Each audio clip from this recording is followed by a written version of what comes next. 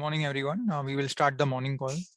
Globally, all markets are down. Asian stocks are lower amid concerns of the upcoming earnings season and looming US inflation print, and also China's struggle with COVID, which will stoke worries about economic prospects.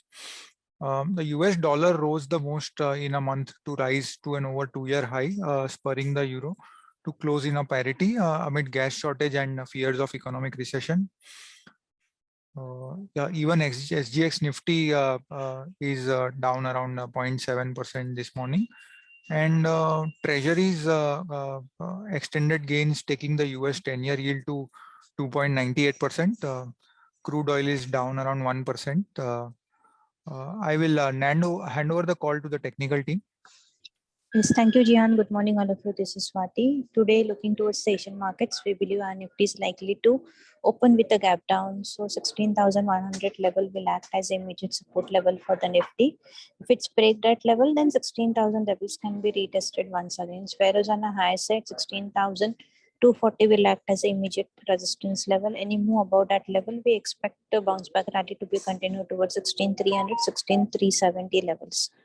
The overall view will remain positive itself, or we can say the sideways momentum can be seen as long as the Nifty is sustained above the 16,000 psychological mark.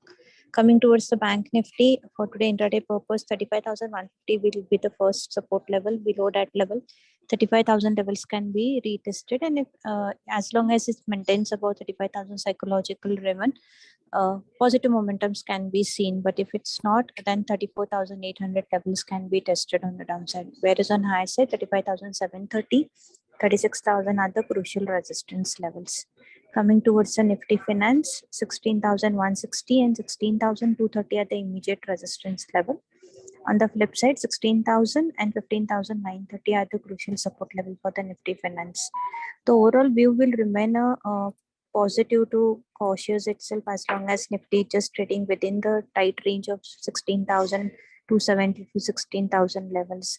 A breakout on either side will decide the clear trend of the market. So those who have any long positions, they can hold on as long as Nifty sustains above 16,000 psychological level. I think that's it from my end. I requested with you guys to take a call forward.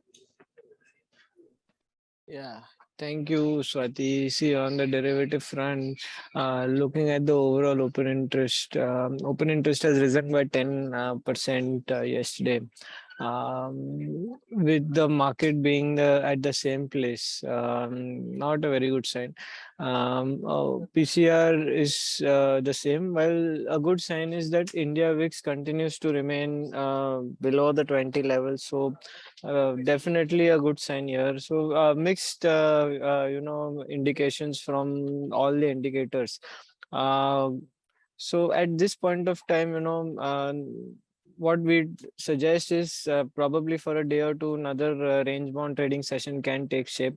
We are opening about 100 points down, so we might just witness some bounce back with 16,000 levels being a good support area on the lower end. While 16,250 and 16,500 being a resistances on the upside. So more or less we should remain in the range of 16,000 to 16,500 for a couple of days, after which we can witness a good bounce for Nifty. From the stock specific front, Bharti Airtel witnessed a lot of open interest built up yesterday on the short side, so some more selling can come in there. IT sector as a whole looks to have bottomed out, even though there were some stocks which were down.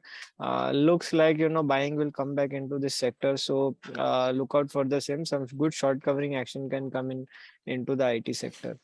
That's it from my side. I like to have the fundamental team to take over, please.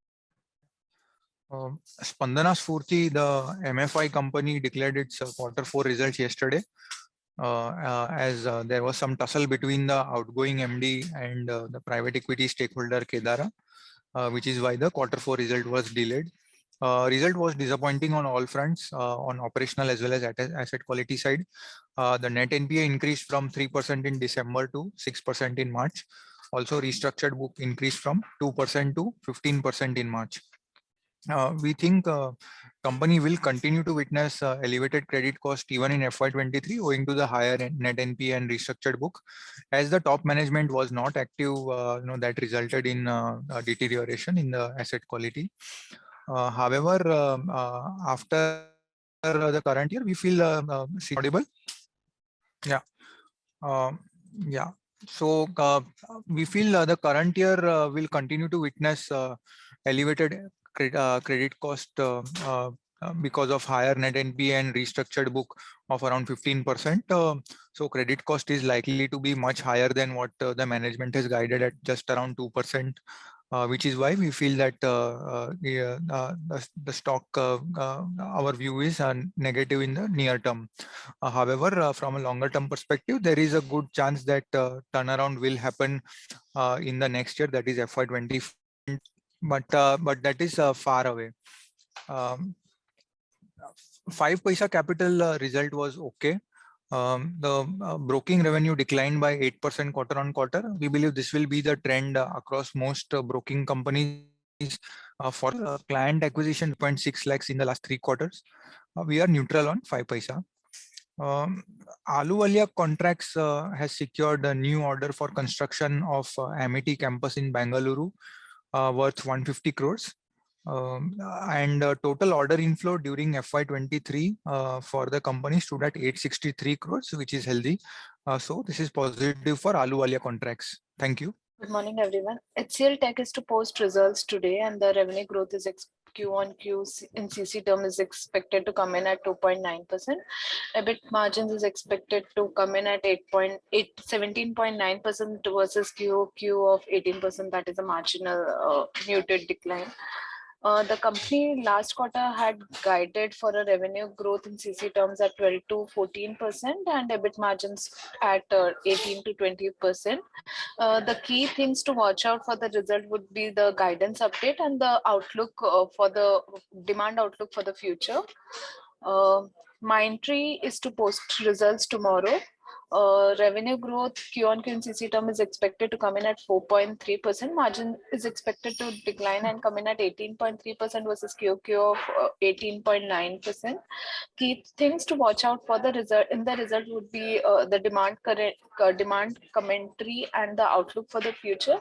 And the company had recently merged with LTI, and the update on the merger would be the key thing to watch out for. Thank you. Yeah, apart from this, yesterday Eureka Forbes announced the new MD for their company. In fact, Eureka Forbes is a company which is manufacturing and marketing water purifier and in the name of Eureka, AquaGuard, and then also room cleaner and all these products, and it's a very strong brand image. This company earlier was with Sapurchi Palanji as a part of Forbes Gokak, Forbes and company, but then it got demerged and been acquired by Advent Investment, who has now put in a new MD, that is Pratik Pota. He was earlier with Jubilant Food and has done in his tenure, the Jubilant Food has done very well. It has shown quite handsome expansion in this period along with improvement in margin. Eureka Forbes performance in last 5 years was very subdued and was losing market share with sales around 1800 to 2000 crores mark. And also margins were also very poor at around 2 to 5%. So base is quite low, and expectation is that looking at the brand, the new management and CEO can do very well with this brand and can increase the sales also and improve the margin as well. Something got visible in Q4 result also, wherein margin shown some improvement in this quarter. Advent has also acquired Crompton Greaves long back, and under their ownership, the stock has performed very well. So expectation on Eureka Forbes is also similar. company can do very well. Right now, since profitability is quite low, we can see that as on the basis of sales, right now current sales, the share is at around 4 times sales, with debt of around somewhere around 200 crores and market cap of around 7,800 crores. So EV of around 8,000 crore. So the stock is somewhere around 4 times sales. Whereas if you see the other companies in the same sector like Crompton Greaves itself, that is at around 4.5 times. And also Havells, which is at 5 times. So there is some scope on an immediate basis of this valuation gap on sales basis, but the larger scope is how the growth can come up.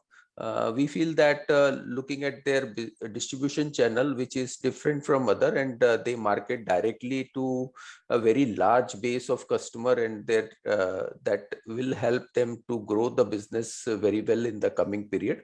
So we see that good growth is coming in the coming year. So one can look this stock from a long-term perspective. Short-term also today we may see some up move, but from a long-term perspective, the stock looks quite positive. Okay, let's wind up. Thank you very much and have a good day. Subscribe to our YouTube channel for in-depth interviews of India Inc.